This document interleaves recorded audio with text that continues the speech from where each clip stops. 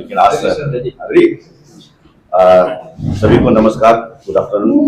हमारे सभी media friends, आज आप लोगों को पार्टी ऑफिस में हम लोगों ने एक प्रेस ब्रीफिंग के लिए बुलाया था। तो जैसे कि आप लोगों ने देखा है, कल जिस तरह से अपना राहुल गांधी जी भारत जोड़ो यात्रा, न्याय यात्रा की और यहाँ अरुणाचल में आया, उन्होंने 3 जगह में पब्लिक एड्रेस किया है उन्होंने।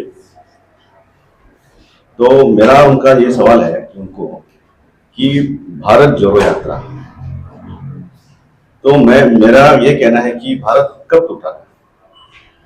भारत जोड़ने की क्या जरूरत है? भारत तो ऑलरेडी जुड़ा हुआ ही है। तो न्याय यात्रा कहने का मतलब क्या है? क्या भारत में अभी न्याय नहीं हो रहा है? अरुणाचल देखिए, अब मैं यहाँ सिर्फ अरुणाचल कॉन्टेक्स्ट में बात करना चाहूँगा, और इसीलिए जैसे कि उन्होंने कहा है कि यहाँ में अनएम्प्लॉयमेंट के बारे में उन्होंने कहा है। अनएम्प्लॉयमेंट उनका समय में नहीं था, कांग्रेस का समय में भी था। ये जितना सकेगा बीजेपी गवर्नमेंट जो 7 इयर्स में पेमा खांडू जी का नेतृत्व में जितना सकता है हम लोगों ने किया है। लेकिन अनएम्प्लॉयमेंट का जो सिलसिला है, ये आप लोग खुद भी जानता है, ये गवर्नमेंट जॉब से ही सिद्ध होने वाला नहीं।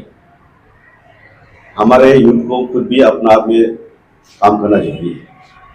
तो अनएम्प्लॉयमेंट का उनका समय में नहीं था, मेरा उनसे सवाल है। दूसरा, उन्होंने कहा है कि यहाँ में कि करप्शन का बारे में उन्होंने कहा है, अरुणाचल में करप्शन बहुत ज़्यादा है। मेरा उनसे सवाल है कि उनका एक एमपी जो 350 करोड़ मिस्टर धीरज साहू हिमाचल का जो है, उनका बारे में क्यों नहीं करते?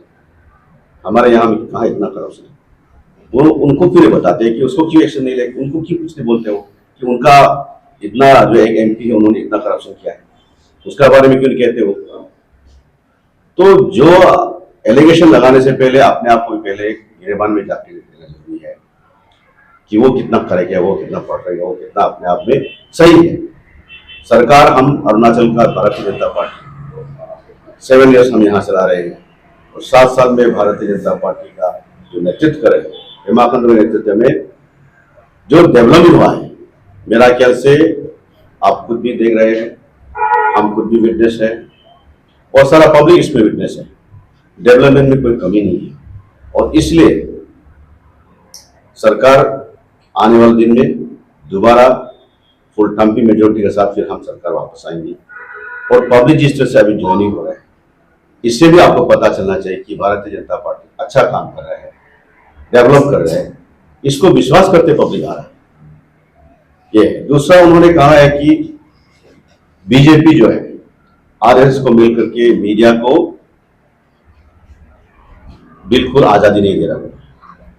तो मेरे प्यारे मीडिया बंधु, मैं आप लोगों से ही कहना चाहता हूं, क्या हम अरुणाचल में कहाँ आप लोगों को आजादी नहीं दे रहे? देश भर में कहाँ आजादी नहीं है? जहां जहां वो घूमते हैं राहुल गांधी जी, क्या मीडिया वहां कवर नहीं करते? और हम यहाँ अरुणाचल में या देश भर में मीडिया को कहाँ पाबंदी लगाया है? मीडिया को पाबंदी नहीं लगाया बोल के तो आज पूरा देश भर में जो हर पल का खबर हम लोगों को मिलता है, कहाँ क्या हो रहा है, नहीं हो रहा है। तो ये सब एलिगेशन लगाने से पहले उन लोगों को मालूम होना चाहिए कि यस, हम एलिगेशन सही ढंग से लगा रहे हैं कि नहीं, और मैं कितना अपने आप में हमारा सरकार, सॉरी उनका पार्टी कांग्रेस कितना सही है, उनको भी कुछ जानना जरूरी है। तो यही कुछ सवाल उन्होंने जो अरुणाचल का बारे में उन्होंने कहा है, इसका बारे में मैं आप लोगों को यही कुछ 2-3 चीजें जो उन्होंने कहा है। और एक बात उन्होंने कहा है कि हिंदी को कंपल्सरी इंपोज करके या अरुणाचल में कराया जाता है। तो यहाँ में आप लोग खुद मालूम है, अरुणाचल प्रदेश में अलग अलग जाति, भिन्न भिन्न जाति होने का वजह से हमारा कॉमन डायलॉग, हमारा कॉमन लैंग्वेज जो है हिंदी हो जाता है। क्योंकि निशी, तंगसा और निशी का मोनपा से, मोनपा का अपचन से, हर एक जगह में हर अपना अपना डायलॉग। तो कॉमन एक कम्युनिकेट करने के लिए हिंदी ही हो जाता है। तो हम लोगों ने, मेरा ख्याल से अरुणाचल सरकार हो ये कहीं ऐसा इम्पोज नहीं किया कि हिंदी ही वो ही बोलना है, रीजनल लैंग्वेज अपना लैंग्वेज को, मेरा अपना निशी लैंग्वेज को, आपातरी लैंग्वेज को, आदि लैंग्वेज को, या किसी भी अरुणाचल का मोनपा हो, नोक्ते हो, तांगसा हो, किसी लैंग्वेज को हम लोग उसको दबा करके उसको बोलना नहीं है, सिर्फ हिंदी को ही बोलना है बोल के ऐसा कहीं बीजेपी ने कहा किया नहीं है। तो यही 3-4 उन्होंने जो एलिगेशन हमारे यहाँ अरुणाचल के सरकार का ऊपर हो या पार्टी का ऊपर जो लगाया है, उस चीज़ के बारे में क्लैरिफिकेशन करने के लिए मैं उन्हीं से मैं ये सवाल सीधा आज मैं अरुणाचल के इस भारतीय जनता पार्टी के ऑफिस का तरफ से मैं यहाँ से मंच से मैं उनसे सवाल करना चाहता था, इसीलिए मैं आप लोगों को यहाँ बुलाया। बाकी आप लोगों का तरफ से कुछ हो तो आप लोग बोल सकते हैं। थैंक यू, धन्यवाद। Okay, sir. Yesterday, Congress also leveled an allegation that because of the weak foreign policy of Prime Minister Modi, that China is targeting Ladakh and Arunachal. What is your take on that? No. How can Prime Minister Modi speak? When globally he is recognized as a leader, as a big leader, and everyone knows he is a very much perfect person, and he is capable. And how can you say he's a big leader? So I don't think he's a big leader, and we are very much blessed, or we are very much happy that we have a leader like Narendra Modi. Thank you. So regarding the division among the different Hindu, Muslim, Christian, Rahul Gandhi stated that BJP want to divide in the terms of in religion, Ram Mandir in every media, national level. Everyone is displaying Ram Mandir, but the other issues, they are not covering that issues. See, again you are saying same language of the Congress. No any political party cannot be a religion-based political party. We are not targeting other people's or Sikh, Hindu, Muslim and other communities. We are taking them all with us. Regarding Ram Mandir issue, आप देखिए कि राम मंदिर कितना सालों से ये है, तो उसका खुशी में आदमी अगर जब कर रहा है फिर उसे हम क्यों रोक रहे हैं? कोई दूसरा आपका धर्म अगर कुछ मतलब आपको उल्लास से अगर खुशी से अगर कुछ पर्व मनाते हैं तो उसको हम क्यों बोलेंगे? तो खुशी से अगर कोई भी अगर काम करता है तो उसे हम रिलीजन बेस बोलते हैं, हम नहीं बोल सकते। सर, रिसेंटली जो मणिपुर में इंसिडेंट हुआ था कल, राहुल गांधी स्पीच में बोला था कि आरएसएस और मैं मणिपुर के बारे में नहीं बोलूंगा क्योंकि मैं अरुणाचल कॉन्टेक्स्ट में ही बोलना चाहूंगा। सर बोला था कि बीजेपी आरएसएस से भी गलत लीड करने का वजह से जो हो रहा है नॉर्थ ईस्ट में जो भी इंसिडेंट उसकी बीजेपी आरएसएस के वजह से हो रहा है बोले, तो सर इसका ऊपर में आप लोगों को क्या है? देखिए, मैं ऐसे आपको बोल रहा हूँ, मैं मणिपुर के बारे में अरुणाचल के बारे में बोलूँगा, लेकिन एक बात जरूर इसमें बोलना चाहूँगा कि मणिपुर में कोई बीजेपी आरएसएस का उसमें प्लेस नहीं। आप खुद जेल में अच्छे जानते हैं, वो वहाँ में उनका दो कम्युनिटी की और उसका मैथिल दोनों का बीच का ही उसमें प्लेस है। यहाँ में कोई आपका रिलीजन बेस का कुछ है ही नहीं। तो मैं मणिपुर के बारे में मैं बोलना नहीं चाहूँगा क्योंकि वो अलग स्टेट है, मैं सिर्फ अरुणाचल के बारे में नहीं बोलना चाहूँगा। भारत जोड़ो यात्रा से आने वाले इलेक्शन में कितना इफेक्ट पड़ने वाला, क्या लगता है आपको? स्टेट में इफेक्ट होगा? बिल्कुल कुछ भी इफेक्ट नहीं होगा। मैं इसीलिए तो बोल रहा हूँ, उनका जो जस्टिस जो हमें उन्होंने जो एलिगेशन लगाया है उसके तो मैं आपको जवाब दूंगा ताकि आपका तो सोचिए मैसेज मिले। उनसे इससे कोई इफेक्ट नहीं पड़ने वाला है। रादर इससे हमको ये अच्छा लगा कि हमको जो उन्होंने जिस तरह से बोला है डेवलपमेंट नहीं हुआ है, करप्शन का बारे में बोला, मैं यही तो बोलूँ करप्शन उनका मन एमपी उतना करते उनका बारे में क्यों नहीं बोलते? हमारे यहाँ का करप्शन आप बताइए। सर, रिगार्डिंग चाइनीज इंट्रूशन के बारे में उन्होंने बोला कि चाइना लगातार अरुणाचल की लैंड को ले रहा है, कश्मीर में भी ऐसा ही चल रहा है, लेकिन बीजेपी सरकार चुप है। तो आप लोग क्या कहेंगे? आप लोग की सरकार, बीजेपी सरकार कहाँ चुप है? आप देखिए उनका समय में 62 में जब चाइना जब लेके गया था अरुणाचल, तो आप जानते हैं उन्होंने क्या कहा था उनका नेहरू जी ने कि my cares goes with the people of north east, NEFA उसको गया। तो कहाँ उनका दिल में था कि अरुणाचल को बचाने के सोचने के बारे में? हमारे अमित शाह जी वहाँ में आपको मालूम है कि बीतों में जाकर के जब फर्स्ट विलेज बोलते हैं वहाँ जाकर के रहता है। उनका कोई नेता जाकर के आज तक कोई चाइना बॉर्डर में जाकर बैठा है? तो आप कैसे बोल सकते हैं कि हम भारतीय जनता पार्टी का नेता या भारतीय जनता पार्टी सरकार है जो हम लोग की अरुणाचल के बारे में हम सोचते नहीं हैं। बिल्कुल हम सोचते हैं, और वो लोग भी अपना पार्टी का जो टॉप लीडर है वो भी सोचते हैं। सर, पेपर लीकेज स्कैम, आज चेयरमैन अपॉइंट किया गया, अभी नए एपीपीएससी को नया चेयरमैन मिला, तो किस प्रकार ये जो इतना बड़ा स्कैम था अरुणाचल प्रदेश में, ये पेपर लीकेज स्कैम, ये सरकार का मेहतर है। मेरा ख्याल सरकार इसको अच्छे तरह से कर रहा है, और आप लोगों को मालूम होगा जिसने भी जो भी इसमें इन्वॉल्व हुआ है सबको मेरा ख्याल अरेस्ट भी हो गया है, किसी किसी का नौकरी में चला गया है। सरकार अपना ड्यूटी मेरा ख्याल से सही ढंग से बहुत अच्छा से कर रहा है। सर, कल राहुल गांधी ने कहा है कि अरुणाचल प्रदेश में डेवलपमेंट अंदर बीजेपी गवर्नमेंट डेवलपमेंट नहीं हो, और सड़कों में भी गड्ढा पड़ा हुआ है। तो रिसेंटली जो एपीसीसी प्रेसिडेंट है उन्होंने भी कहा है कि बीजेपी रेजिम में अरुणाचल प्रदेश में कुछ नया डेवलपमेंट नहीं, जो भी डेवलपमेंट अभी दिख रहा है, जो प्रोजेक्ट दिख रहा है, वो जब कांग्रेस रेजिम तो समय का ही डेवलपमेंट जो अभी दिखा है। बीजेपी बस उनको इनोवेशन ही कर रहा है, तो उनका बारे में आपको क्या होना चाहिए? ये तो मैं सीधा सीधा आपको ही, मैं आप लोगों को ही, मैं जनता से ही पूछना चाहता हूँ, क्या 7 साल में क्या पेमा खांडू का बीजेपी गवर्नमेंट क्या डेवलप नहीं किया?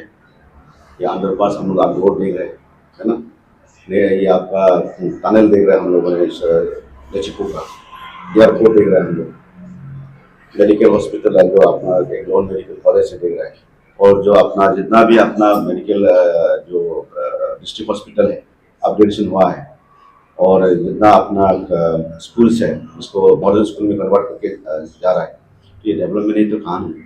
रास्ता आपको देख रहे हैं बंद तो रहा है, डेवलप हो रहा है।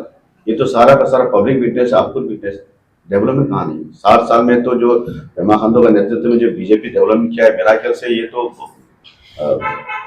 रिकॉर्ड मार्जिन होगा। कांग्रेस कितना साल से शासन किया है अरुणाचल गवर्नमेंट को या देश में, उतना साल में कभी अच्छा रास्ता आपने देखा है कभी? अभी जब सड़क अच्छा हो रहा है, नेटवर्क इतना अवेलेबल हो गया है, हर एक जगह में सब कुछ सुविधा हो रहा है, तो अभी आप बोलते हैं कि उनका क्या हो रहा है? ये जल जीवन मिशन जो कि सबसे जरूरी चीज है, वो सारा गांव में पानी मिलता है, कितना सुविधा हो रहा, ये थोड़ी उन्होंने शुरू किया था सर। 2 PMGS थोड़ी उन्होंने शुरू किया था, गांव गांव में अब घर पहुंच रहा है, रास्ता पहुंच रहा है। आप सोच के देखिए, इसलिए बोलने से पहले मैं हमेशा इसलिए बोलता हूँ कि यस, अपने आप को फिर एक बार देखना चाहिए कि हम सही बोला है गलत बोला। तो 2 दिन पहले आपने 300 लोगों को अपने बीजेपी में मास ज्वाइनिंग करवाई, कांग्रेस से भी आप लोग अलग अलग कांग्रेस के लीडर्स को भी आप लोग बीजेपी में शामिल कर रहे हैं। अलग अलग डिस्ट्रिक्ट में, अलग अलग कॉन्स्टिट्यूंसी में ये कंफ्यूजन हो रहा है कि आप लोग ऑपोजिशन को भी लेके बीजेपी में शामिल करें, तो टिकट कितनों को देंगे आप? एमएलए की टिकट तो एक ही होती है, हर कोई पार्टी में जो लीडर्स हैं अपने सपोर्टर्स को लेके वो ज्वाइन कर रहे हैं, तो कल को ये कंफ्यूजन करके आपस में ही क्लैश होगा जब टिकट आप लोग डिस्ट्रीब्यूट करें। नहीं, ऐसा है कि ज्वाइनिंग तो देखो सरकार हो या पार्टी हो, वो नंबर से ही चलते हैं ना। तो अपना बीजेपी का तो क्या है कि मोबाइल में ही, ऑनलाइन में ही रजिस्ट्रेशन हो जाता है, इसीलिए हम लोग अभी देश में सबसे बड़ा पार्टी है, वर्ल्ड में भी है, अरुणाचल में भी हमारा 4 लाख से ऊपर है। तो ज्वाइनिंग करने में कहीं हम लोग क्यों मना करें? जो भी आना चाहते हैं उसको लेके चलेंगे। अच्छा, हमें अच्छा पा करके आपका घर में कोई अगर अच्छा पा कर आपका पास आता है तो हम क्यों मना करें? आप मत आओ क्यों बोलेंगे? हम जरूर लेंगे, लेकिन टिकट देना नहीं देना तो हाईकमान का बात है, उसमें अलग कमेटी बनता है, उसका बाद ही होता है। तो इसमें कार्यकर्ता दुखी होने का बात नहीं है, राजनीति है जहाँ में हम विनिंग प्रोस्पेक्ट सरकार बनाने के लिए हमको एमएलए चाहिए, एमएलए जहाँ में निकल सकता है हम लोग उसी को देख के करेंगे। अब आप सोच के देखिए, मैं भी तो उसी लाइन से आया हूँ, मैं तो विक्टिमस नहीं हूँ। डिसिप्लिन की बात है, पार्टी डिसिप्लिन में आप लोग आपके ही वर्कर्स अपने ही बीजेपी एमएलएस को सिटिंग को सबको कंडेम करके दो बीजेपी ज्वाइनिंग हो रही है। हर जगह ऐसा हो रहा है कि बीजेपी ए पार्टी, बीजेपी बी पार्टी, वो बीजेपी, दोनों तरफ से ये कंफ्यूजन है, लोग भी कंफ्यूज है कि असली बीजेपी कौन है और नकली बीजेपी कौन है। ये दो बीजेपी का कॉन्सेप्ट देखिए, इसमें सब टिकट मांगने वाले अपने हिसाब से कर रहा होगा वो, लेकिन डिसिप्लिन में देखिए, इतना बड़ा पार्टी हो गया तो इंडिसिप्लिन हो जाता है, उसको तो थोड़ा कभी नजरअंदाज करना पड़ता है। लेकिन जहां हमें लगे कि ज्यादा हो रहा है तो हम एक्शन भी लेते हैं। कुछ हर एक डिस्ट्रिक्ट में, मंडल तक में, उतना तक में जहाँ डिसिप्लिन करेगा तो वहाँ एक्शन जरूर लिया जाएगा। बहुत लोगों को हम लोग एक्शन भी किया, पार्टी से हटाया भी है, और टिकट मांगने का हक सबका है, उसको ना नहीं बोलना चाहिए। अभी ये नहीं बोलेंगे ना, नहीं, ये तो पैनल कमेटी बनता है, वो सभी बोलेगा, हम क्राइटेरिया कैसे यहाँ नहीं बोल सकते हैं। यूं सब मैं बात- पार्टी प्रेसिडेंट हूँ, उसका मतलब ये नहीं कि मैं ही आकर सब कुछ डिसाइड करूँ, ऐसे तो नहीं है ना। सर, हम भी सर देखिए सेम कंट्री में भी ओपनली कई जगह पे ये ले रहे हैं, भाषण दे रहे हैं कि जो अब तक एमएलए जो बीजेपी से भी कहीं उनको भी दोबारा मौका दिया गया। किसने बोला है? हमारा सीएम जनरल ने नहीं, सीएम सर पर जहां जहां उन्होंने बोला है वहां, जैसे कि उन्होंने सेपा में बोला, जहां हमारा कोई कॉन्टेस्ट करने वाला है, सिंगल अपना पार्टी का आदमी है, तो वहां में उन्होंने सब जगह में नहीं बोला है, एक दो जगह में बोला है, जहां जहां लगा कि यहाँ में कि कोई उसको कॉन्टेस्ट करने वाला है ही नहीं है, तब तो सिंगल कैंडिडेट हो गया ना वो। तो उसको आगे बोले पीछे बोले तो बात बराबर है। सर, तिराप में आपके कैंडिडेट की हत्या कर दी गई थी, यूमसम माते, तो एनएससी ने ये दावा किया था, तो आप उनके बेटे ने अभी बीजेपी ज्वाइन करेंगे हाँ जी। परसों, तो उनको आप लोग प्रोजेक्ट करेंगे अगर? मैंने ये बोला कि अभी वो तो टिकट देने का क्राइटेरिया आपने पूछा है, ऐसे नहीं है कि उसको तो कमेटी बनता है, कमेटी ही डिसाइड करेगा। उनको मारना हम लोग बहुत दुख व्यक्त करते हैं कि किसी को इस तरह से मारना अच्छा नहीं है, ये तो अन्याय का काम है, हम दुख व्यक्त करते हैं, लेकिन उनको उस ग्राउंड में टिकट देगा ये तो मेरा ख्याल से हाईकमान ही डिसाइड करेगा, वो हम अभी अकेला नहीं बोल पाऊंगा। कैपिटल के लिए उनका कितना एक्सपीरियंस है? हाँ जी, कैपिटल के लिए कितना एक्सपीरियंस है? अभी तक तो हमारा पास कोई आया नहीं है, आएगा तो बोले, क्योंकि अभी तो कोई एप्लीकेशन देने का अभी सिलसिला शुरू नहीं हुआ है, तो शुरू हुआ तो बताइए। आप लोगों का और हम लोग का मेल जो शायद मेरे ख्याल अभी होते रहेगा, और शायद